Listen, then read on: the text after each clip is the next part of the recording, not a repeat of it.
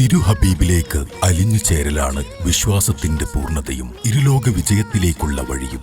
പുണ്യസ്വഹാബയാണ് അനുരാഗത്തിന്റെ വഴിയിൽ മുന്നേ ഗമിച്ച അനുപമ മാതൃകകൾ.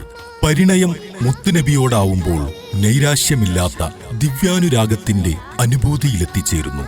തിരുദൂതരെ വാക്കിലും നോക്കിലും ചലന നിശ്ചലനങ്ങളിലും പകർത്തിയ ഖലീഫമാർ, തിരുമുഖം കണ്ട് പരസ്പരം മറന്ന് ആനന്ദിച്ചവർ, തിരുമേനിയിലേക്ക് ശരീരം ചേർത്തുവെക്കാൻ കൊതിച്ചവർ, തിരുനൂറില്ലാത്ത മദീന കാണേണ്ടെന്നുറച്ച് ദൃഷ്ടി മായ്ച്ചവർ, തിരുനബിക്കില്ലാത്തത് വേണ്ടെന്ന് നനച്ച് ദന്തനിരകൾ പൊഴിച്ചവർ, പ്രവാചക സ്നേഹം ഹൃദയഭിത്തിയിൽ കൊത്തിവെച്ച സച്ചരിതരുടെ ഓർമ്മകളത്രേ. ദിവ്യപ്രണയത്തിന്റെ മധുനുകരാൻ സ്വഹാബയാണ് വഴി. നമുക്കും ആ വഴിയെ സഞ്ചരിക്കാം.